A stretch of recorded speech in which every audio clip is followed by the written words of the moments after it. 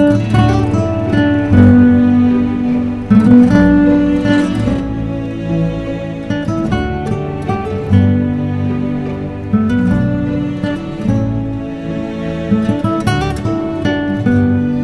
فيكم فيديو اليوم.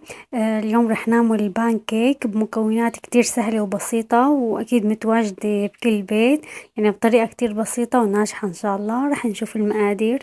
رح نحتاج لطحين 180 جرام طحين، 180 جرام طحين، حليب 275 ملي لتر حليب كامل الدسم، ورح نحتاج ل50 جرام من الزبدة، ورح نحتاج ل50 جرام من السكر، رح نحتاج معلقة فانيلا سائلة ورشة ملح، رح نحتاج رشة ملح وبيض عدد 2، ورح نحتاج لبيكنج بودر تقريبا 3 معالق بيكنج بودر أو ظرف ونص بيكنج بودر. نبدأ عنا 2 بيض عدد 2 ونضيف له كمية السكر وبنخفقهم مع بعض.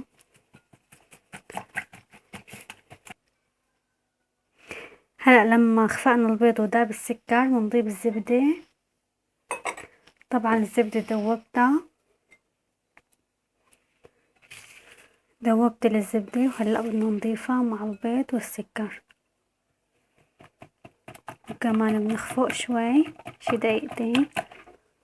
بنضيف معلقة من الفانيلا السائلة،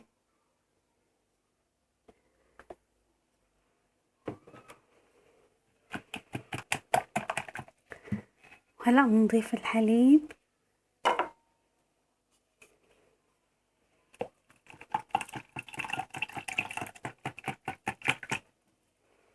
نص معلقة ملح أو شوي رشة ملح مع الطحين،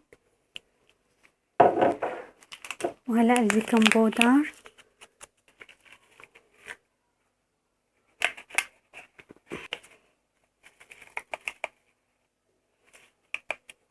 ثلاث معالق بيكنج بودر، طلع عندي ظرف ونص يعني تقريبا 20 جرام بيكنج بودر.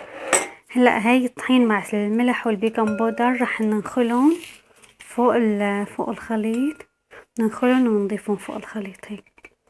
بسم الله.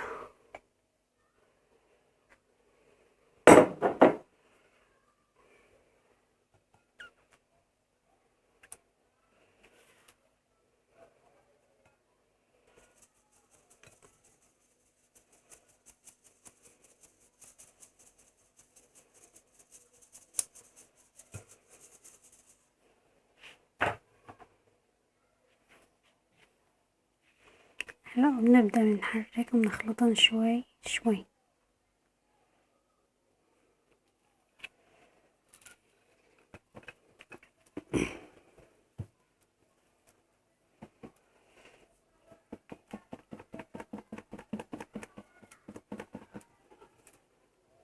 هلأ هيك صار عنا قوام العجين.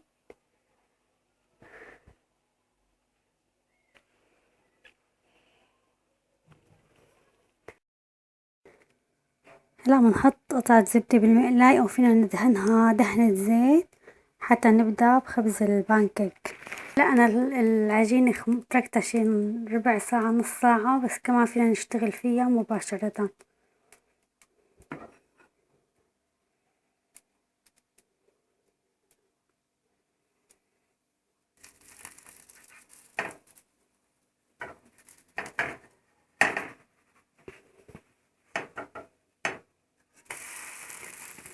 بس تتحمر بنقلبها على الطرف الثاني شي دقيقة وبتكون جاهزة.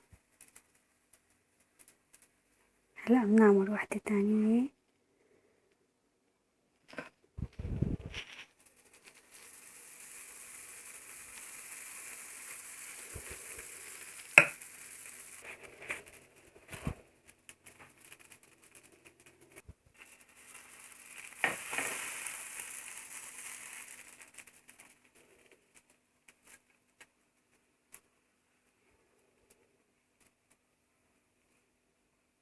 وهي البانكيك عنا صار جاهز للتقديم.